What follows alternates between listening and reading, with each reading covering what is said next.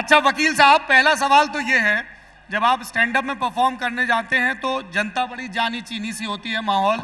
जब इस तरह का साहित्य तक का हल्ला बोल कार्यक्रम होता है जहां पब्लिक गदर काटे, उसको लग रहा है वही सब बता दे, प्यार लुटा दे आपके ऊपर, तब आपकी रिएक्शन क्या होती है? यही होती है, मैं बस देख रहा हूँ कि क्या कर रहे हैं ये लोग। मैं चश्मा नहीं उतारूंगा, मेरा नजर का है, ठीक है, मुझे देखोगे नहीं तुम। तो कोई फायदा नहीं उसके बाद करने का। But thank you so much, love you. और बस यही है, यही लगता है, यही अच्छा लगता है। दोपहर में बुला लिया, एक तो मुझे, मैं अभी सो के उठाऊं आधे घंटे पहले। कभी अब ऐसा लगता है कि यार वकालत कर लेते तो वो भी बढ़िया था, लॉ याद आता है? नहीं, वकालत करता तो शायद एक दो क्लाइंट को खुश करता, अभी पूरा देश कर रखा है तो ठीक है, मैं क्यों कर। ये वो वकील साहब हैं जिनके सब क्लाइंट खुश होकर और जीत कर जाते हैं। नहीं, कोई क्लाइंट कुछ देता ही नहीं था तो कहां से खुश होकर जाएगा। पर 2-3 थे जो खुश होकर चले गए, बाकी कुछ नहीं किया मैंने। जी, तो अनुभव सिंह बस्सी ने हमसे कहा कि थोड़ा बातचीत को तयशुदा पैटर्न से अलग रखते हैं। आप मुझसे दुनिया जहां की समस्याओं पर सवाल पूछिए, पेरिस क्लाइमेट चेंज से लेके नरेंद्र मोदी की कैबिनेट में किसको होना चाहिए से लेके अलग अलग फिल्म स्टार्स के बारे में, क्रिकेटर्स के बारे में, भाई साहब मेरे पास हर सवाल का जवाब है, मैं आपको दे दूंगा। ठीक है सर? इनमें से एक भी बात नहीं हुई हमारी। अभी मुझे मिले थे, इन्होंने कहा मैं ये सब पूछूंगा, मैंने कहा जवाब नहीं दूंगा, तो फिर भी पूछ रहे हैं। तो अच्छा, दिल्ली में रह के आपने अपनी तकदीर संवारी है, दिल्ली के प्रदूषण के बारे में क्या सोचना है? फ्री की सिगरेट मिल रही है, ले लो।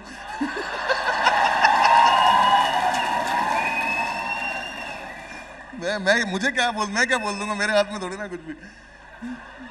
ठीक बात है। और मुंबई, अब तो जाना आना खूब रहता है। मुंबई तो मैं तो गाड़ी में रहता हूँ, मतलब ट्रैफिक में जितनी देर लगती है वापस आओ, मतलब जितनी देर ट्रैफिक में लगती है उतनी देर लगती है, बाकी तो कुछ नहीं। मैं रहता नहीं करते हैं मुंबई। एक्सप्लोर करने को है ही नहीं कुछ। दिल्ली बढ़िया यार, मुंबई में कुछ नहीं है। रणबीर कपूर मेरी जान, बहुत शानदार आदमी, बहुत ही शानदार आदमी और कमाल का एक्टर। क्या सीखा शुरुआती मुलाकात, कोई वाकया बताएं। मैंने सीखा कि इतना बड़ा इंसान होने के बावजूद आप अगर मुझ जैसे न्यू कमर को इस तरह से ट्रीट करें कि पहली बार जब वो मेरे सामने आए तो उन्होंने आके दोनों हाथ जोड़ के बोला कि बसी भाई आपकी वीडियोस देखिए, बहुत अच्छा काम करते हैं आप, प्लीज़ आइए, हम एक नया प्रोजेक्ट शुरू कर रहे हैं, आप मेरे साथ आइए, हम ऐसे काम करेंगे। वो दिखाता है कि बड़ा आदमी एक्चुअली बड़ा कैसे होता है, सिर्फ औहदे से नहीं होता, वो मन से बड़ा होता है, वो बात नहीं बड़ा है। रणबीर कपूर को आपने बताया मेरी जान, तो फिर श्रद्धा कपूर को क्या कहेंगे? मेरी जान सेम श्रद्धा के साथ है। श्रद्धा मतलब इतनी सेम श्रद्धा के साथ है, जिस लेवल की वो एक्ट्रेस हैं, उसके बावजूद उनका जो सेम पोलाइटनेस है, सेम काम पे आने का तरीका दोनों का। अगर 6 बजे का कॉल टाइम है, 6 बजने 5 मिनट में पहुंचेंगे, ऐसे ही बिहेव करेंगे सबके साथ जैसे एक सेट पे एक एक्टर को करना चाहिए, मतलब परफेक्ट। बहुत बड़े लोग हैं दोनों।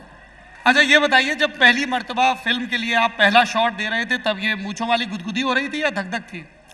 सर तब तो मुझे एंग्जाइटी थी, क्योंकि मुझे बोला गया कि इतने स्टेप लेके आपको मार्क पे जाना है, मार्क पे खड़े होकर डायलॉग बोलना है, तो मुझे मार्क नहीं पता था, तो मैंने बस उस एंग्जाइटी के बीच में निकल रहा था। But RK was there to help me कि तुझे ऐसे प्रैक्टिस करनी है, Lav sir was there to help me, तो मैं बस एंग्शियस था। मैंने अपने पहले 2 डायलॉग जो बोले, मुझे अभी तक पता भी नहीं कि मैंने कब मेरे को बोल दिए वो। और उसके जस्ट अगला जो शॉट था, उसमें डिंपल मैम मुझे थप्पड़ मार रही थी, जो एक्चुअली मार रही थी, तो सच्ची मुच्ची में सच में मारती थी, और वो थप्पड़ मारती थी, और लव सर बोले दाढ़ी में इसको पता नहीं चलेगा। अरे पता चलता है भाई। तो मैंने 16-17 थप्पड़ खाए पहले दिन मूवी के शूट के। तो मैं उस दिन कहा कि मुझे लगा ये क्या काम है यार, सुबह जाके थप्पड़ खा के वापस आ जाओ घर। तो मैं बस वही दिन था, उस दिन एंग्शियस था, अगले दिन से मैं नॉर्मल हो गया, मुझे लगा सब ठीक है। उस फिल्म के बाद फिर और फिल्म के ऑफर्स आए आपको? एक भी नहीं आया। मैं क्यों झूठ बोलूं, नहीं आया। ऐसा तो नहीं कि आपने साइन कर दिया हो लेकिन एनडीए की वजह से नहीं बता रहे हो? नहीं, बिल्कुल भी नहीं। वो ललन टॉप जो लास्ट मैंने इंटरव्यू दिया था, उसमें झूठ बोला था आपसे। उस टाइम मैं कर रहा था मूवी, मैंने झूठ बोला था कि मैं नहीं कर रहा हूँ एनडी की वजह से। इस बार बोल रहा हूँ, कुछ भी नहीं आया मेरे पास। अच्छा, जब हमने सोशल मीडिया पे पोस्ट किया कि अनुभव सिंह बस्सी आ रहे हैं, तो हमसे कहा गया कि वो पॉलिटिशियंस के बारे में कभी बात नहीं करते हैं, पॉलिटिशियंस के बारे में, तो नरेंद्र मोदी पर उनके विचार जरूर पूछिएगा। इतना सन्नाटा? नहीं, उन्होंने ऊ किया, मैं देख रहा था इसके बाद क्या होने वाला। नहीं, मेरा कोई विचार नहीं सर, मैं क्यों विचार रखूं? वो प्रधानमंत्री हैं, उनके विचार होने चाहिए, मैं क्यों ना तो विचार रखने वाला। राहुल गांधी के बारे में? मैंने वकालत छोड़ी है, भूला थोड़े ना हूं मैं। क्यों कुछ भी बोल दूंगा, पागल हूं मैं? अच्छा ये बताइए कि आज की तारीख में जब आप स्टैंड अप कॉमेडी कर रहे हैं तो सबसे ज्यादा दिक्कत किस तरह की आती है, ऑन ग्राउंड में और जब रिकॉर्ड कर रहे होते हैं तब? दिक्कत एज सच कुछ भी नहीं आती है, बस एक चीज़ है बहुत छोटी सी जो मैं एक्चुअली सबको पर्सनल लेवल पर बोलना चाहता हूँ, सभी ऑडियंस को, कि थोड़ा सा आपको भी थोड़ी सी हमारी मदद करनी पड़ेगी कि हम आपको ज़्यादा खुश कर सकें इस चीज़ से, कि थोड़ा सा सेंसिटिव कम होना पड़ेगा आप लोगों को कुछ चीज़ों को लेके जो एक्चुअली सेंसिटिव है नहीं। जैसे फॉर एग्जांपल अगर मैं किसी इंसान की इस बात पर मजाक उड़ा दूं कि आप फॉर एग्जांपल मैं अभी एक सेट लिखने वाला हूं, चलो अभी बता रहा हूं, पेट ओनर्स पे लिखने वाला हूं कि जो पेट ओनर्स होते हैं ये कैसे बिहेव करते हैं। इसमें आप बहुत ज़्यादा वो नहीं हो सकते हैं कि आप थोड़ा उदाहरण देके बता दें। उदाहरण नॉर्मल से उदाहरण ही है यही कि मतलब कोई अगर पेट ओनर है तो वो जिस हिसाब से बिहेव करता है अपने पेट को लेके, उसमें आप सेंसिटिव नहीं हो सकते कि आपने मेरे डॉगी को कुत्ता कैसे बोल दिया, अरे वो डिक्शनरी में उसे कुत्ता ही कहते हैं, तो इसमें मैं कुछ नहीं कर सकता भाई, मैं वर्ड बोल रहा हूँ जो है, तो इट्स दैट सिंपल। मैं और मेरे दोस्त अभी बात भी करते हुए आ रहे थे ये गाड़ी में, इट्स दैट सिंपल। तो आपको भी थोड़ा सा कम सेंसिटिव होना पड़ेगा ताकि हम थोड़ा सा और खुल सके, वरना हम पूरे टाइम रेस्ट्रिक्शन में घूमते रहते हैं कि आपको किस चीज का बुरा ना लग जाए, फिर हमारे ऊपर ना आ जाए। तो डॉग को कुत्ता बोलने पे बुरा लग जाता है? हाँ, लोगों को लग जाता है इस बात का बुरा कि आपने कुत्ता कैसे बोल दिया, मेरी जान है। अरे तो तुम मुझे जो बोल रहे हो कमेंट में, तुमने जो कमेंट लिखी है वो 4 लेटर जो एक गाली को छोटा करके लिखते हो तुम, वो उस पर बुरा नहीं लगेगा मुझे, मैंने तुम्हें वो बोल दिया, तो वो है, बस थोड़ा सेंसिटिव कम हो जाओ, बाकी कुछ नहीं है, बाकी तो तुम बहुत अच्छा कर रहे हैं हम लोग आपस में मिलकर। मैं आपके कुछ पुराने वीडियो देख रहा था जिसमें आप बॉयज क्लब, बॉयज की टेंडेंसी के बारे में बात कर रहे थे कि यार हम ज़्यादा देर तक इमोशनल बातें कर नहीं पाते हैं, और उसी से कनेक्टेड जो आपका पिछला रिस्पॉन्स था कि mental health and mental trauma, इतनी ट्रोलिंग होती है, फर्क पड़ता है नहीं पड़ता है, मैकेनिज्म क्या है डिफेंस की? मुझे जेन्युइनली नहीं पड़ता है किसी बात से फ़र्क, क्योंकि मुझे ऐसा पर्सनली लगता है कि अगर जितना भी मैं काम कर रहा हूँ वो सारा काम से मैं 95% लोगों को तो खुशी कर रहा हूँ, जितने लोग वो कंटेंट देख रहे हैं। जो 5% खुश नहीं है, जो 5% ये बोलते हैं कि हमें तो मज़ा नहीं आया, खुशी नहीं हुई, मैं उन्हें इग्नोर करता हूँ। ऐसा है, ये मेंटालिटी है कि आपकी हमेशा नज़र उस नेगेटिव कमेंट पे ज़्यादा जाती है, एक नेगेटिव कमेंट पे रादर देन इतने सारे पॉजिटिव कमेंट्स पे। बट मैंने थोड़े टाइम में ये सीख लिया कि उस नेगेटिव कमेंट को कैसे इग्नोर करना है, तो अब मेरी नज़र उन 95% पॉजिटिव कमेंट्स पे जाती है कि इन लोगों ने तो इतना प्यार दिया है ना, तो वो प्यार ले लेता हूँ मैं, मुझे बाकी चीज़ से फ़र्क नहीं पड़ता। कमेंट्स पढ़ते हैं आप अपने वीडियोस के नीचे जो आते हैं? कुछ मेरे ना एक कोई वो टर्न ऑफ करना होता है, कहीं से वो आता नहीं मेरे को, तो बीच बीच में कमेंट आते रहते हैं मेरे पास। तो ऐसा होता है दिन में 4 कमेंट आए बहुत अच्छे, मैं उन्हें हटा देता हूँ कि हाँ ठीक है पढ़ लिया, हटा दिए, फिर एक आता है बहुत बुरा, फिर वो भी हटा देता हूँ, लेकिन वो चलता रहता है कि वो आते रहते हैं, तो मुझे हंसी भी आती है कभी कभी। कोई बहुत अजीबोगरीब प्रतिक्रिया आई हो कभी लाइव शो में या कमेंट में, यार ये क्या बोल दिया, ये क्या कह रहे हैं? हाँ। या अजीबोगरीब डिमांड आई हो? द्वारका में शो कर रहा था, मैंने कोई जोक मारा, एक लड़का उठ के आया, उसने मेरे ऊपर 500 रुपए मारे और चला गया। मैंने कहा 2 घंटे का शो है, इस हिसाब से तो मैं 2-3 लाख तो तू ही देके चला जाएगा। बाकी ऐसा होता रहता है, कुछ मुझे एग्जैक्टली याद नहीं, पर हाँ इतना कुछ अजीब नहीं हुआ कि मुझे परेशान होना पड़े। अनुभव सिंह बस्सी को अभी स्टैंड अप कॉमिक की बिरादरी में एक बिग ब्रदर की तरह देखा जाता है, जो बहुत सारे नए और यंग टैलेंट को भी प्रमोट कर रहे हैं। कौन से आपको ऐसे राइजिंग स्टार्स लग रहे हैं जिनके काम को पब्लिक को खूब आइडेंटिफाई करना चाहिए? बहुत सारे हैं इस टाइम इंडस्ट्री में। आई थिंक आशीष सोलंकी इकलौता कॉमिक होगा जो एक भी गाली आज तक स्टेज से नहीं बोला है अपने। हम कई बार फनी होने के लिए भी गाली आज तक स्टेज से नहीं बोला है आशीष सोलंकी। मैं आपको बोलता हूँ, हम लोग कभी कभार फनी होने के लिए एक सेंटेंस को बनाने के लिए एक वर्ड डाल देते हैं हम बीच में, एक रोजमर्रा का ही वर्ड है, मैं उसे गाली नहीं मानता, है वो गाली ही, लेकिन वो अब इतना कैजुअल हो चुका है हमारी टोन में कि उससे ज़्यादा फर्क नहीं पड़ता। और आशीष सोलंकी अपनी राइटिंग पे इतना ज़्यादा स्ट्रांग है कि उसमें भी नहीं जाता, वो वहाँ पे खेल जाता है। गुरलीन पन्नू है और अपने हिमांशु भारद्वाज है, जिसे मैं पता नहीं कब से चाहता हूँ कि वो वायरल हो जाए। हिमांशु भारद्वाज बहुत अच्छा राइटर है, बहुत अच्छा कॉमिक है। बाकी ऐसे ओमकार है, बहुत सारे लड़के हैं अभी जो इंडस्ट्री में आने बाकी हैं, जो आप लोगों को अभी पता भी नहीं है कितने सारे कॉमिक्स बस आने मैं वाले इसलिए ये हैं, सवाल जिनके लिए पूछ जो रहा हूं यहाँ कि बैठे होंगे अगले 1-2 साल में, तो बहुत मैं सारे। इसलिए ये सवाल पूछ रहा हूँ ताकि जब आपके जैसा बड़ा स्टार कॉमिक का उनका नाम मेंशन करेगा तो ये जो हजारों की जनता है, they will be more curious about them, they will explore their content. हाँ मतलब करना, उनकी सबकी वीडियोस हैं अभी, इन जो मैंने 4 नाम लिए इन चारों की वीडियोस आशीष सोलंकी, गुडलीन पन्नू, हिमांशु भारद्वाज, भारद्वाज, ओमकार यादव, रोहित सिंह, बहुत सारे लड़के हैं, मतलब एग्जैक्टली मुझे अब सबके नाम नहीं याद आ रहे हैं, बट ये आप एक को भी सर्च करेंगे ना तो बाकी सबकी वीडियोस अपने आप नीचे आ जाएंगी। इन्होंने अभी पिछले 3 महीने के अंदर अंदर वीडियोस डाली हैं सबने। स्टैंड अप कॉमिक्स के ऊपर ये प्रेशर कितना रहता है कि उनको सोशल मीडिया पे बहुत एक्टिव रहना है ताकि उनके नाम का बज़ बना रहे, उनका कीवर्ड स्ट्रांग रहे, और ये शो में कैसे रिफ्लेक्ट होता है टिकटिंग में? जीरो प्रेशर है, बिल्कुल भी प्रेशर नहीं है। अगर आपका कंटेंट अच्छा है और आपने एक बार ऐसा कंटेंट डाल दिया जो लोग रिपीटेटिव उस पर देखेंगे तो फिर कोई प्रेशर नहीं है सोशल मीडिया का।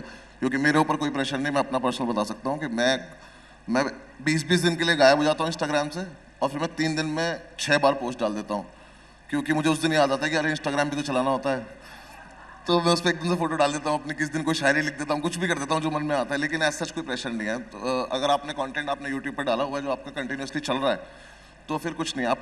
आपका प्रेशर है कि आप बुक माई शो से कन्वर्जन कैसे लेते हैं अपने टिकट सेल्स का, क्योंकि मेन काम स्टैंड अप कॉमेडियन का लाइव शो है, जो मैं लाइव परफॉर्म कर रहा हूँ, दैट्स माई मेन थिंग, कि मैं कैसे कर रहा हूँ, कितने लोग आ रहे हैं, क्या सोच के जा रहे हैं वापस, मेरे शो को कितना वर्ड ऑफ माउथ से एक्सप्लोर करने को मिल रहा है बाकी लोगों को, दैट्स द मेन थिंग, बाकी और कुछ नहीं। सोशल मीडिया कोई प्रेशर नहीं है हमारे ऊपर। इन्हें नहीं देखना मुझको, मैं बॉडी बना के एब्स बना के फोटो डालूंगा, ये गाली लिख देंगे नीचे।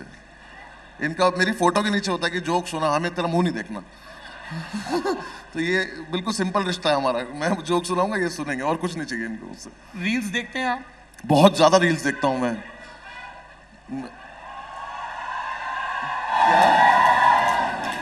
हाँ रील्स बता। क्या बोला ये?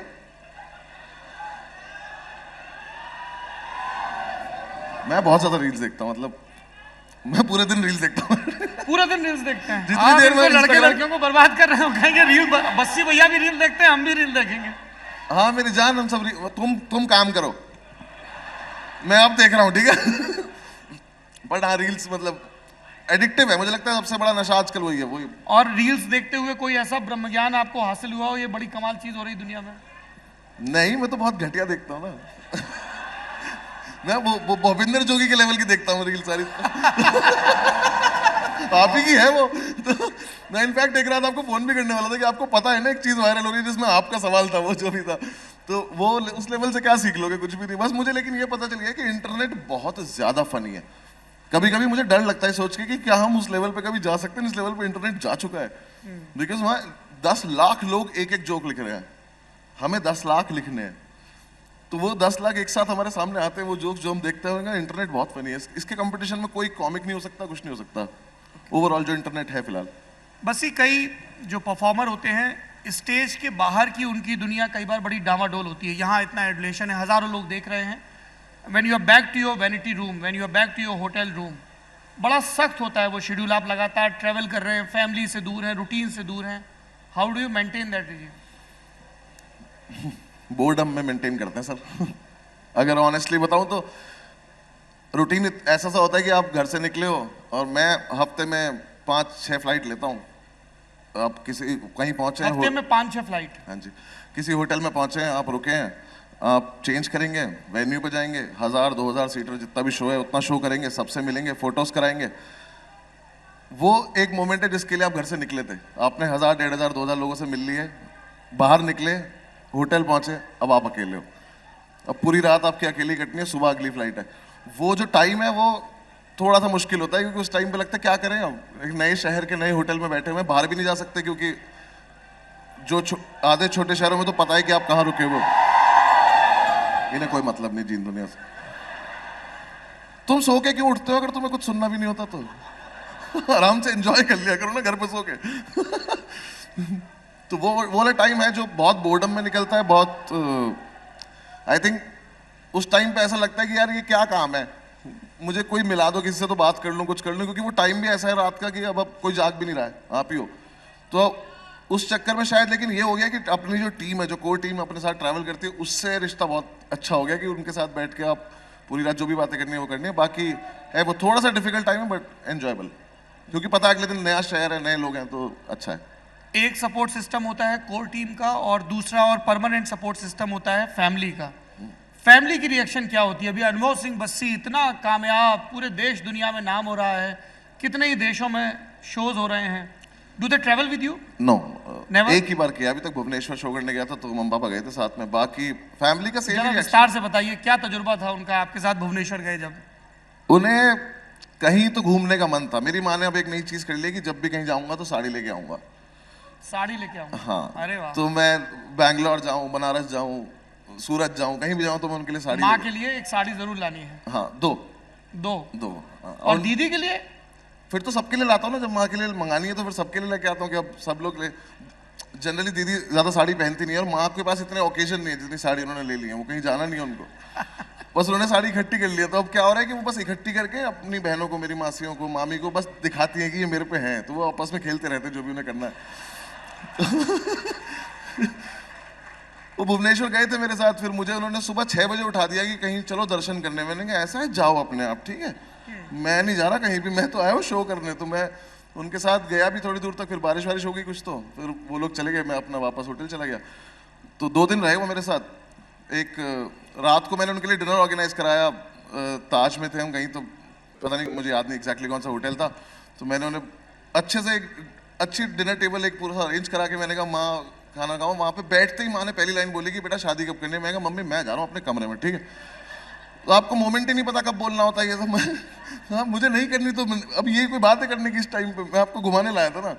फिर वो वहाँ से फिर बस उसके बाद थोड़ी देर बात करी, फिर मैंने वो कर दिया। बाकी 2 दिन वो लोग घूमे, उन्हें बहुत अच्छा लगा। फिर उन्होंने मैंने उनसे बोला, उन्होंने एक रूल बनाया कि अब हम एटलीस्ट 3 महीने में एक बार कहीं घूमने चलेंगे। मैं एक और बताता हूँ, मेरे पिताजी ने ना हमें बचपन से झूठ बोला हुआ था कि उनके कान का पर्दा फट जाएगा अगर वो फ्लाइट में बैठे, और ये झूठ था, कुछ नहीं होता उनको, उन्हें बस कहीं जाना नहीं था। तो ये झूठ उन्होंने मम्मी को सुनाया था? ये मैं मतलब हाँ, उन्होंने झूठ बोल रखा है कि मैं कहीं जाऊंगा नहीं क्योंकि मेरे कान का पर्दा फट जाएगा। उन्हें फ्लाइट में हमने बिठा दिया, कुछ नहीं हुआ। तो अब हमने बनाया कि हम 3 महीने में कहीं ना कहीं घूमने लेके जाएंगे, इसलिए मैं 2 साल में कहीं नहीं घुमा पाया था। क्या क्या लॉजिक लेके आते हैं मम्मी पापा शादी को लेके? लॉजिक तो है ही नहीं ना शादी के पीछे। शादी के पीछे कोई लॉजिक थोड़ी ना है, बस एक चीज है जो लोगों ने समाज की। 4 रिश्तेदार जुट जाएंगे, बस नहीं बेटा, हम फारिग हो जाएंगे अपनी जिम्मेदारियों से। अरे हो गए आप। चिल करो आप, मैंने कर लिया जो करना था, तो अब आप चिलो, फारिग हो, और कुछ भी लॉजिक नहीं है। क्या करेंगे, उन्हें कोई मतलब थोड़ी ना है मेरी शादी से। जोक सुनाओ। आ जाओ सो के। हाँ, स्टैंड अप हो जाए यहाँ पे? अच्छा, हाँ हाँ बिल्कुल। बड़ी चेक काट मैं करता हूँ। सौरभ भाई के फोन पे आया उनसे बात करने, ठीक है, तू खड़ा होकर सुन बस। आज कोई जोक नहीं सुना रहा मैं, और इस टाइम तो दोपहर में कौन चुटकुले सुनता है यार। लास्ट शो कहाँ परफॉर्म करके आए अभी आप? देश के बाहर? देश के बाहर नहीं, मैं टीम से पूछ रहा था लास्ट शो कहाँ करके, मुझे याद नहीं है। जी, कितने देशों में हो गया? मेरी जान करने देना बात प्लीज। नहीं अरे वो आखिरी का 60 सेकंड। अच्छा, मुझे ये खत्म कर रहे थे, मैं तेरे से आगे गले मिलूंगा, मेरे को अभी करने दो, ठीक है? ठीक, हाँ। किन किन देशों में परफॉर्म कर चुके हैं, और इंडिया में जो ऑडियंस आती है, बाहर जो ऑडियंस आती है, किस तरह का फर्क दिखता है, और ऑल द सेम ऑडियंस है, बस जो यहाँ से वहां जाके सेटल हो गई है और उन्हें एक्सेंट आ गया एक खराब सा, जैसे कि हाँ ये बस, और कोई फर्क नहीं उनमें। उनसे 2 मिनट हिंदी में बात करो, वो वापस हिंदी में आ जाते हैं। हर्ष गुजराल के कोई रिश्तेदार मुझे मिले वहाँ पे अपनी गाड़ी की नंबर प्लेट पे अपना नाम लिखवा सकते हो आप। कहाँ पे? कैलिफोर्निया में, यूएस में, और उन्होंने कनपुरिया लिखवा रखा है उस पर। कनपुरिया तो क्या है, हम ही तो, वो हम में से ही कुछ नहीं है। वो बस वहाँ जाके सेम बंदे हैं, बस वहाँ पे आते हैं क्योंकि इंडियंस जो वहाँ सेटल हो रखे हैं। बाकी ऑडियंस में कोई डिफरेंस नहीं है। मैंने यूएस कर लिया, यूके कर लिया, यूरोप कर लिया, ऑस्ट्रेलिया कर लिया, न्यूजीलैंड कर लिया, सिंगापुर कर लिया, मिडिल ईस्ट कर लिया। बेसिकली बस अफ्रीका में नहीं गया हूँ, बाकी तो कर लिया सारा। पर एक फर्क रहता होगा बस बाहर के टूर और यहाँ के टूर में, कि वहाँ आप शोज के बाद घूम पाते होंगे। बहुत अच्छा फर्क है यहाँ। वहाँ पे आप कहीं भी, मतलब शो के बाद आप निकल सकते हो घूम के आराम से, कहीं भी चले जाओ, कोई लोड नहीं। तो वो बेटर है। लेकिन अब अगेन सेम थिंग, आप यहाँ से सिर्फ 2 या 3 लोग ट्रैवल करते हो, तो वहां जाके भी कहाँ जाओगे? अब 3 लोग कितने दिन घूमेंगे? 1.5 महीने का टूर था मेरा यूएस का। अब रोज क्या निकल के देख लोगे? ऊपर से वो ठंड, इतनी ज्यादा ठंड है कि वो छाती में से पार होती है वो हवा, तो मन भी नहीं करता ज्यादा घूमने का कि कहाँ जाओगे, तो 3 लोग कितने घूम लेंगे? और यूरोप में घूमते हो तो पानी में भटक जाते हो। वो तो भटक गए थे हम वहाँ एम्स्टर्डम में। यूरोप एक्चुअली यूरोप बहुत सुंदर है, यूरोप में घूमने में मजा आता है, यूएस में घूमने में मजा नहीं आता। तो बाकी लेकिन हाँ, ऐसे कई बार तो मुझे शक सा होता है कि मैंने ऐसा क्या कर लिया कि मैं अमेरिका में घूम रहा हूँ। यकीन नहीं होता। वो भी ऐसा कि हाँ, मतलब पैसे भी नहीं लग रहे, कुछ भी नहीं हो रहा, बस आए हैं और घूम रहे हैं। यहाँ पे शो कर लिया, 2 घंटे में शो खत्म हो जाता है। वहाँ पे फोटोग्राफ्स भी नहीं होती क्योंकि ऑडियंस को अलाउड नहीं है वहाँ पे स्टेजेस पे आना, वहाँ के वेन्यूज अलाउ नहीं करते। तो कुछ कहाँ, बस 2 घंटे में शो खत्म किया, निकल के बाहर और फिर घूमते रहो। और इंडिया में क्या मिस करते हैं? मेरठ में या दिल्ली में आप अब फ्रीली तो घूम नहीं पाते होंगे। नहीं, कहीं भी नहीं। यही मिस करता हूँ बस कि मैं कहीं फ्रीली जा नहीं सकता। मतलब चले जाते हैं बट उसके बाद एक वो है कि मुझसे मना नहीं होता। अगर कोई मेरी तरफ देख के बोल रहा है कि फोटो करानी है, मिलना है, तो मुझसे मना होता ही नहीं कभी कि मैं ऐसा बोल दूं कि मेरी टीम मुझे घेर ले या वो कर ले, मुझसे नहीं होता। और मैं एक को बोल दूं फिर, अब थैंक यू सो मच कि ये प्यार इतना ज़्यादा करते हैं कि फिर सबको फोटो करानी है, सबको बातें करनी है, फिर मैं वही करता रहता हूँ। तो मैं किसी के साथ कभी गया भी हूँ कहीं, तो मैं फिर उससे बात नहीं कर पाया हूँ, तो इस चक्कर में मैं कहीं जाता नहीं हूँ, घर में पड़ा रहता हूँ अपना। घर कहाँ पे है आपका? दिल्ली में? जीके में। जीके में रहते हैं। हाँ जी। अच्छा वो कह रहा मुखर्जी नगर, उससे बाहर आ गया मैं। अच्छा, ये अभी यूपीएससी मुखर्जी वाला नगर वीडियो जाके देख के आए हैं? वीडियो देख के आया। अच्छा, एनएलयू वाले गैंग के टच में है अभी जो पूरे लॉयर्स साथ। हैं? मैं आज तक कोई ऐसा गैंग नहीं है जो मुझसे मिस हुआ हो। मैं आज तक अपने पहले स्कूल के गैंग से भी आज तक सेम टच में हूँ जिस टच में था। तो मैं एनएलयू के साथ मेरठ में? हाँ जी। तभी तो मेरे पास इतनी कहानियां हैं, क्योंकि मेरे पास सब है, वो आज तक सब मेरे साथ हैं। मेरठ, दिल्ली। अरे सौरभ भाई से बाद में पूछ लेना प्रभु, पहले इनसे पूछ जी। अगर आपने सौरभ भाई को ढंग से अगर सुना है तो आपको पता होना चाहिए मेरी हैसियत नहीं इनसे सवाल करने की। अरे बाप, ये बहुत पढ़ा लिखा आदमी है, बहुत ऊंचा आदमी है। मैं इनसे एक ही सवाल करता हूँ कि अगली कौन सी किताब पढ़नी चाहिए, बस। थोड़ा सा सब लोगों की ये क्यूरियोसिटी थी, हर स्टैंड अप कॉमिक का अलग अलग जॉनर, अलग अलग स्टाइल। अनुभव सिंह बस्सी के लिए वो कच्चा माल कहाँ से आता है? दोस्त तो बहुत सारे हैं, उनका बार बार रेफरेंस आता है, और प्रोसेस क्या होता है उसका कि यार ये एक पर्टिकुलर आपने इवेंट आइडेंटिफाई किया, कोई ट्रेट आइडेंटिफाई किया और फिर उसके इर्द गिर्द जोक्स बिल्ड किए। How does it work? मेरे लिए है सर कि मैं मेरी कोशिश होती है कि मैं जितना ज़्यादा रेलेवेंट, जितना ज़्यादा क्लोज टू देम लिख सकूं, उतना लिखता हूं कि ये चीज़ें। फॉर एग्जांपल मैंने हॉस्टल भी जब लिखा था तो हॉस्टल में 1000 इंसिडेंट हुए थे, सबके हॉस्टल में हुआ है, मेरे पास वो 1000 इंसिडेंट्स हैं। पर हाँ, वही वाटर कूलर, बट मैंने वाटर कूलर पर्टिकुलरली इसलिए चूज किया क्योंकि कोई ना कोई सामान तो हमने अपनी जवानी में कहीं ना कहीं तोड़ा ही है, उसके ऊपर हम पिटे ही हैं, कुछ भी है। ये मेरा थॉट प्रोसेस था कि मैं वो पर्टिकुलर चीज़ लिखूं। वो लिखने के बाद मुझे आज की तारीख में 70-75 साल के सर्स मैम्स मिलते हैं जिन्होंने अपने हॉस्टल में कभी ये काम किया है।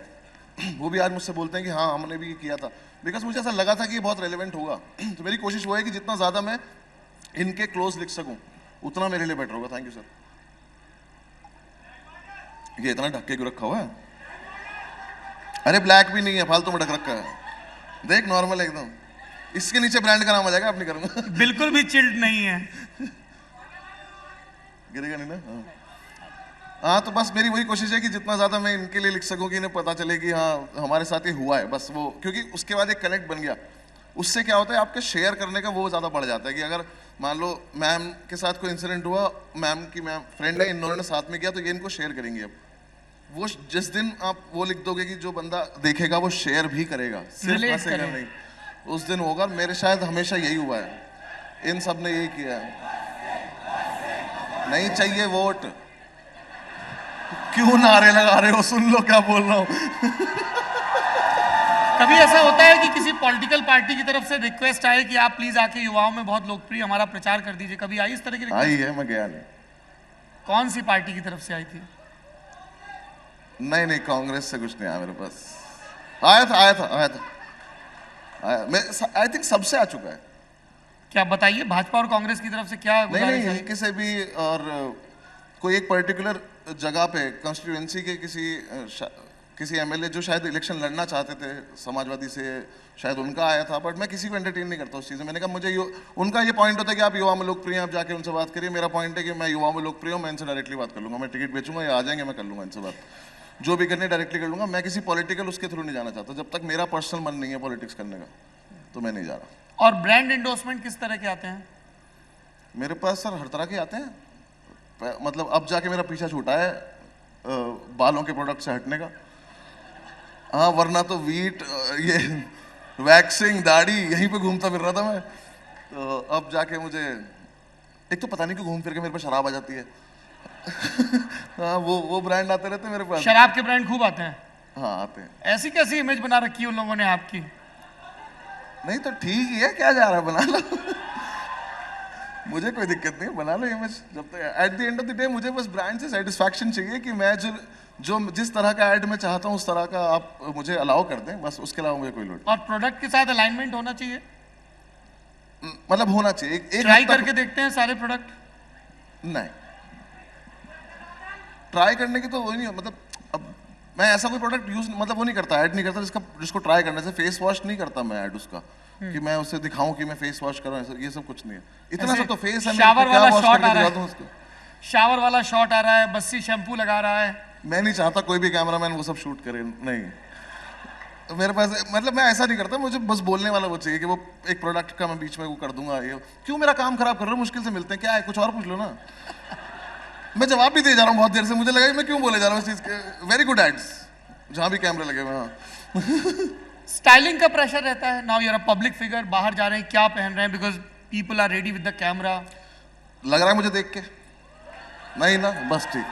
मैं कुछ भी पहन के निकल जाता हूँ सर, मुझे फर्क नहीं पड़ता। मुझे बस ये पता है कि ये लोग मुझसे प्यार करते हैं, मेरे होने से, मेरे अस्तित्व से, मेरे वजूद से करते हैं। मेरे चेहरे से कोई मतलब नहीं है इनको। मैं कैसा भी कुछ भी दिख जाऊंगा, कोई फर्क नहीं पड़ने वाला। बस 22,000 के जूते तुम्हारी दुकान पे बिक रहे थे क्या? जूतों का बहुत शौक है, पब्लिक कह रही है। जूतों का बहुत शौक है। कितने जोड़ी जूते हैं? 100 से ऊपर होंगे। 100 जोड़ी से ज्यादा? और ये भारत में ही खरीदे या दुनिया भर में? दुनिया भर से खरीदे।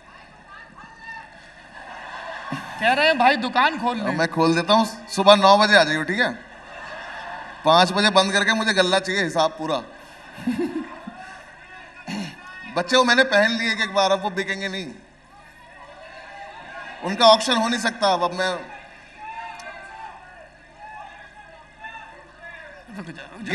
गिफ्ट कर दूंगा, ऑक्शन नहीं करूंगा।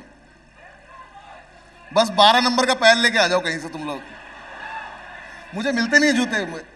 अच्छा, साइज बड़ा है, साइज बड़ा है तो मुझे अपनी पसंद के जूते बहुत कम मिलते हैं, बट लेकिन जहां मिल जाते हैं फिर मैं उठा लेता हूँ वहां से। तो दर्जनों के हिसाब से? हाँ, मैं मतलब एक बैग खाली लेके जाता हूँ जब भी फॉरेन टूर पे जाता हूँ कि एक बैग जूतों का भर के लाएंगे वहां से। खूब सारे जूते। और किन किन चीजों का शौक है? और कोई भी शौक नहीं है। वो जोक बोल रहा था आपने, चिल। ये गुस्सा हो गया कि क्या बोल रहा है मैं, कि जोक है। नहीं, मुझे पता है, मैंने आपके वीडियोस देखे हैं। बड़ी तुम्हारे पापा आए हैं। पहला वीडियो जो आपका वायरल हुआ और आपको लगा कि अब लोग पहचानने लगे हैं, एकदम से बहुत मशहूर होने लगे हैं, वो कौन सा था? चीटिंग। अब्दुल।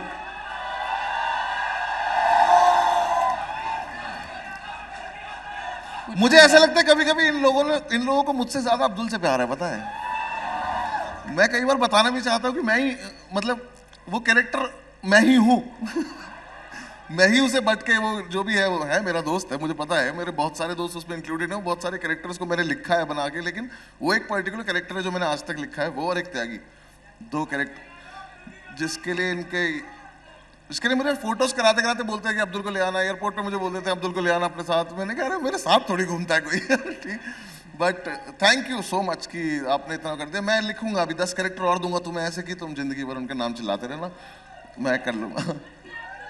जिन लोगों ने अभी अनफॉर्चुनेटली एक्सप्लोर नहीं किया है आपके स्टैंड अप कॉमिक्स को, उनको थोड़ा सा आप बता दें कि अब्दुल कौन है।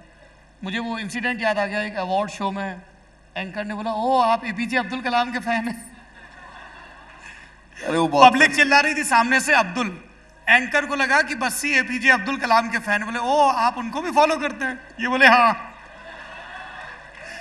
वो एंकर जो थी उन्होंने मेरा कोई काम देखा नहीं हुआ था, वो बस स्टेज पे आके उन्हें बस मेरा अवार्ड अनाउंस करना था। कोई तो लास्ट ईयर इंडिया टुडे का अवार्ड थे शायद, कुछ तो अवार्ड थे। तो ये इंडिया टुडे है क्या?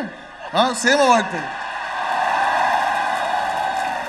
सेम अवार्ड थे। आई एम सॉरी, मुझे पता नहीं था इंडिया जी टुडे। बताइए बताइए। उन्होंने मुझसे कुछ बोला कि आप कुछ बोल दो अवार्ड लेने के बाद, तो मैंने जाके बोला कि अब्दुल कुछ तो मैंने रिलेट, हाँ उन्होंने मुझसे बोला कि अपना किसी बेस्ट फ्रेंड जिसकी याद आती है उसका नाम बता दो ऐसा कुछ। तो मैंने कहा अब्दुल, तो कहती हैं अच्छा अब्दुल कलाम जी के साथ थे आप। मैंने कहा ये कौन है ये? अब्दुल कलाम साहब मेरे फ्रेंड कैसे हो सकते हैं मतलब।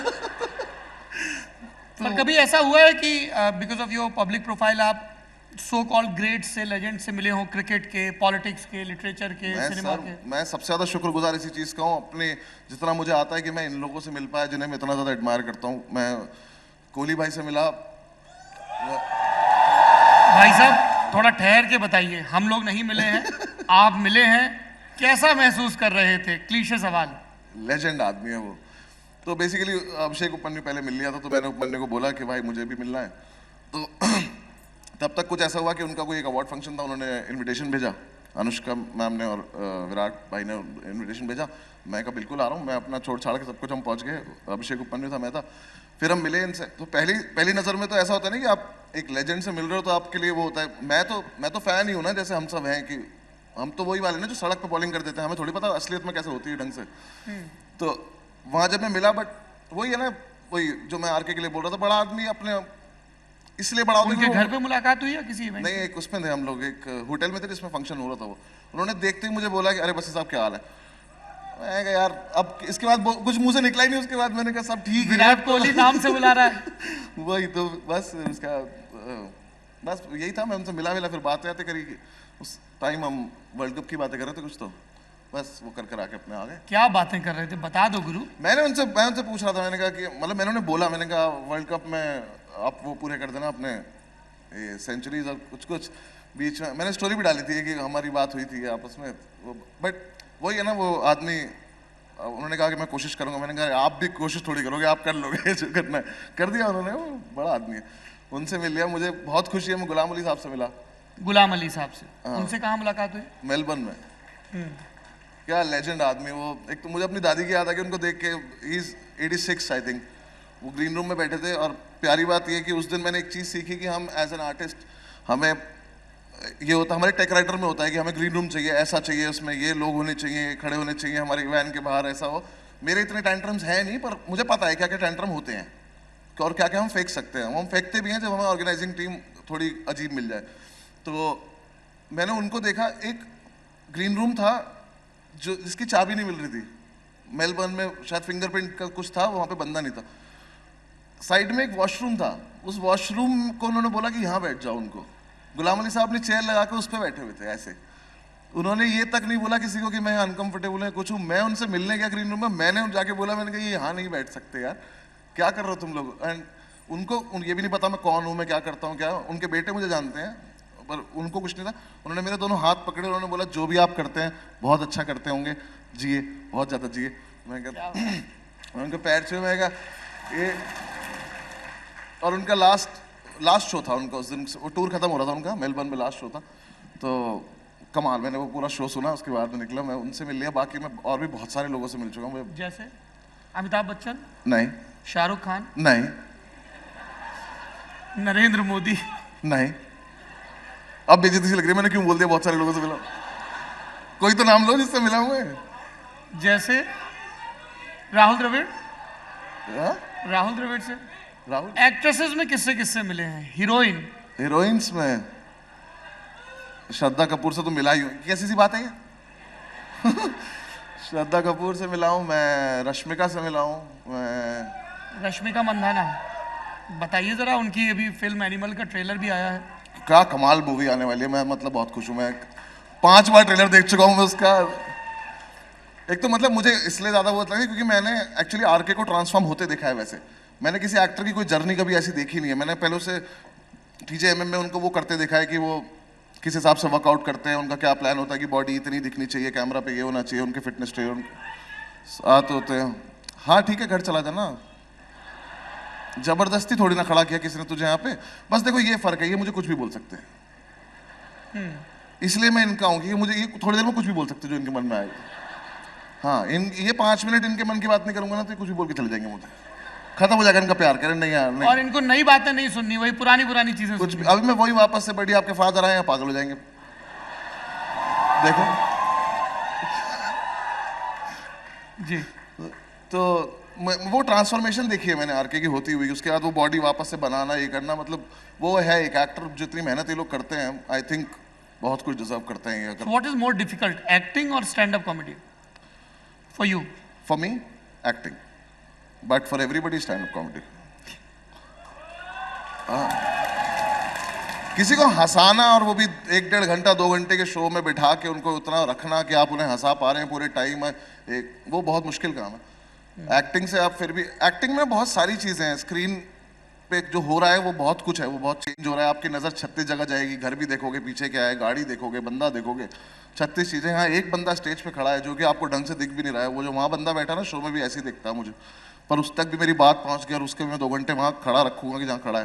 That's very difficult, but thank you कि ये है मेरे पास। तो जब आप वापस बिग बॉस, मेरा करियर शुरू हुआ है, खत्म थोड़ी हुआ है। मैं क्यों जाऊंगा बिग बॉस भाई। आया था मुझे कॉल, पर मुझे जाना नहीं है। मैं अपने घर में नहीं रह पाता, किसी और के में रह लूंगा जाके। और वो स्प्लिट्स विला वगैरह के भी कॉल आते हैं? उनके तो उठाता ही नहीं मैं। या कभी रोडीज से जज वगैरह बनने का कॉल आया हो? नहीं, ये सब नहीं आया मेरे पास, लेकिन आएगा भी तो मैं कर नहीं पाऊंगा ये सब मेरे बस की। सर देखो ऐसा है, मैं बहुत साधारण सा आदमी हूँ, मेरे को एक चीज करनी आती है, वो मैं ढंग से करता हूँ, बाकी मैं आपको कहीं की ऐसी चीज में नहीं दिखने वाला जो। आपका क्राउड वर्क देख के किसी ने कमेंट बॉक्स में लिखा था कि he is a perfect and most suitable candidate for Roadies जज। जैसे मजाक मजाक में बेइज्जती करते हैं एकदम पब्लिक, तब भी हंसती रहती है। सर मुझे लगता है जो वहाँ कंटेस्टेंट्स आते हैं उनकी बेइज्जती करने की जरूरत तो नहीं है कुछ खास।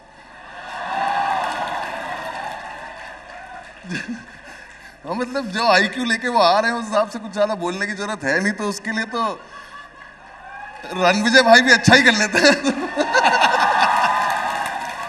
मैं क्यों? कभी आपको लगा 11वीं 12वीं में या कि रोडीज के लिए जाएं या किसी इस तरह के शो के लिए? मेरठ से बहुत लड़के आते हैं। नहीं सर, तब तो सिर्फ एक ही चीज पता थी कि साइंस ले रखी है, कुछ अच्छा करना है।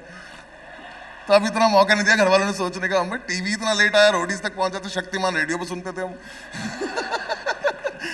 तो ये सब तो कभी ऐसा कुछ ख्याल आया भी नहीं कि रोडी बनना है जाके। रोडी क्या होता है, क्या क्यों बनना है? मेरठ में वैसे भी किसी को रोडी क्यों बनना, सब तो रोडी है वहाँ। तो मेरठ में करा के देखो रोडी, तो पता चलेगा तुम्हें कितने रोडी होते हैं, सारे हैं जितने हैं वहाँ। अभी वापस मेरठ जाते हैं, किस तरह का रिसेप्शन मिलता है? Must be a great feeling, everybody is identifying with you, पूरा शहर आपसे आइडेंटिफाई करता है। बहुत अच्छी फीलिंग आती है ऑब्वियसली, बट यही है कि मैं जेन्युइनली बताना चाहूंगा कि मैं शहर में जाता ही नहीं हूँ, क्योंकि मेरे पेरेंट्स वापस गांव शिफ्ट हो गए, तो मैं हापुड़ की तरफ से निकल के अपने गांव पहुंचता हूँ, वहीं से वापस। मैं सिटी के अंदर कभी जाता नहीं हूँ। मुझे बस एक बार जाना है कि मुझे 2-3 चीज़ें हैं जो वापस से खानी है, जो मुझे पहले खाते थे हम। जैसे कि नवनीत की वो पैटी मिलती है सदर में, वो खानी है। रसमलाई नहीं खाता मैं। नान खटाई बहुत अच्छी मिलती है पर नहीं खाता मैं। वो नवनीत की पैटी खानी है, एक हरिया की लस्सी पीनी है, 1-2 चीजें और है, वो छोले भटूरे खाने हैं। मुझे पता नहीं है पिंकी है कि नहीं है। पिंकी है क्या? है, हाँ, तो उसके छोले भटूरे खाने हैं। जी, आखिरी सवाल। बहुत सारे ऑडियंस में लोग बैठे हैं जो भविष्य में स्टैंड अप कॉमेडी करना चाहते हैं या इस तरह की किसी भी परफॉर्मिंग आर्ट्स में जाना चाहते हैं, आपके क्या सुझाव होंगे उनको? बड़ी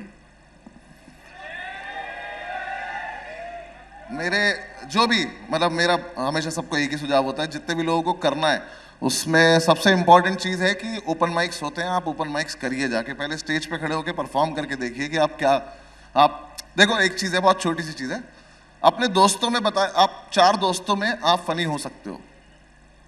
4 दोस्तों में आप सबसे ज़्यादा फनी हो सकते हो। वो 3 दोस्त आपको चढ़ाएंगे कि भाई तुझे स्टैंड अप करना चाहिए, तू जा। उस बात में तब तक मत आना जब तक आप जाके उन 3 दोस्तों के बिना परफॉर्म कर लो एक बार। उसका रीजन ये, उन 3 दोस्तों को आपकी किसी भी बात का कॉन्टेक्स्ट देने की जरूरत नहीं है। उनको पता है कि उस दिन क्या मौसम था, क्या हुआ था, क्या सिचुएशन थी, तो वो फनी हो जाता है ऑटोमेटिकली। बट जब आप नई ऑडियंस के सामने करते हो, आपको हर चीज एक्सप्लेन करनी पड़ेगी, और जब एक्सप्लेन नहीं करोगे तो उन्हें पता नहीं चलेगा, तो वो फनी नहीं होगा। फिर आप बेइज्जती करा के वापस आ जाते हो घर। हाँ जो भी बोल रहा है भाई, तो वो सारी चीज़ें आपको एक ढंग से लिखनी पड़ेंगी, इसलिए ओपन माइक्स करो, जितने ज़्यादा करोगे जितना ज़्यादा होगा। स्टेज सिखाता है, स्टेज सिखाएगा आपको कैसे करना है, तो इसका कोई फार्मूला नहीं है, जितनी बार परफॉर्म करोगे उतना बेटर करोगे। तो घर बैठे मत सोचना कि मैं तो कर ही दूंगा, मैं तो ये कर दूंगा, but do try, do go, it's a beautiful industry to be in. ये जितने लोग हमें देखते हैं, आप ही सब हो, जितने लोग हैं बहुत प्यार करते हैं, अच्छा भला पैसा है, बहुत पैसा है, बता रहा हूँ बहुत जो और बहुत अच्छी इंडस्ट्री है, तो इसका पार्ट बनने का मन है आपको तो करो, मेहनत बन जाओ। मैं खड़ा हूँ आपको सपोर्ट करने के लिए, जितने लोग नीचे से आएंगे मैं सबको सपोर्ट करूँगा। अनुभव, जब आप इस जोन में थे, व्हेन यू वर स्टार्टिंग, वो कौन से स्टैंड अप कॉमिक्स हैं या परफॉर्मर्स हैं जिन्होंने आपको सपोर्ट किया? आई थिंक सब ने। महीप सर ने, महीप सिंह सर का शुक्रगुजार हूँ कि उन्होंने मुझे जाकिर खान भाई से इंट्रोड्यूस कराया। वहाँ से जाकिर भाई ने मुझे उठा के ओपन स्पॉट्स दिए। राहुल दुआ, निशांत सूरी ने मेरी पहली वीडियो रिकॉर्ड करवाई। मानिक ने मुझे जगह दी परफॉर्म करने के लिए। मुझे कोई भी कॉमिक, मैं बोल रहा हूँ ना, ये इंडस्ट्री इतनी प्यारी कि एक दूसरे को ना तो किसी को किसी से कोई मतलब है कि हमें एक दूसरे से कलेश से मतलब हो या कुछ हो, सब एक दूसरे के सपोर्ट में रहते हैं। आपको बस एक मैसेज डालने की देर है, बाकी सब हम आपस में कर लेते हैं। सबकी अपनी ऑडियंस है, कोई किसी से नहीं चिढ़ता, किसी को किसी से मतलब नहीं है, सबका अपना एक दुनिया है। सपोर्ट करते हैं। मेरी ये ऑडियंस मेरी दुनिया है, यहीं गौरव गुप्ता को बिठा दोगे, ये उसकी ऑडियंस उसकी दुनिया है, सबकी अपनी अपनी दुनिया है, और हम सारी दुनिया एक साथ लेके एक बड़ी दुनिया बना के चलते हैं। ये इंडस्ट्री इसलिए बहुत खूबसूरत है। और जब ये इंडस्ट्री मिलती है तो सैया गाना भी गाती है। ये इंडस्ट्री मिलती है, सैया गाना गाते हैं, वो मेरी गलती नहीं है, वो ना रील बनानी होती है इन लोगों को, मुझे रील बनानी आती नहीं है। मेरा मन करता है कि मैं कुछ बना दूं, तो एक बार मुझे, ये सब राहुल दुआ करता है, एक बार मुझे नचा दिया वो थानेदार, एक बार चलावे जिप्सी। हाँ, और हर्ष गुजराल को बहुत मजा आता है सब करने में, तो वो एक बार नचा दिया, एक बार गवा दिया, पता नहीं अगला क्या कराने वाले हैं मुझसे, जब भी मिलेंगे तो ये कराते हैं, मैं कर देता हूँ। ठीक है जी, अभी आपका टूर चल रहा है, किसी से ना कहना, किसी को बताना मत, किसी को से बताना ना मत। गाना थोड़ी लिखा है मैंने। सॉरी। हाँ, किसी को बताना मत है, मेरा टूर चल रहा है, शो का नाम है किसी को बताना मत। वो तो शो पे पता चलेगा कि क्या है वो। बाकी 8 तारीख को, हाँ नहीं तुझे बता भी नहीं रहा। बहुत खराब बात आई थी मन में, बोल दूंगा, बता रहा हूँ। 8 तारीख को दिल्ली में शो है।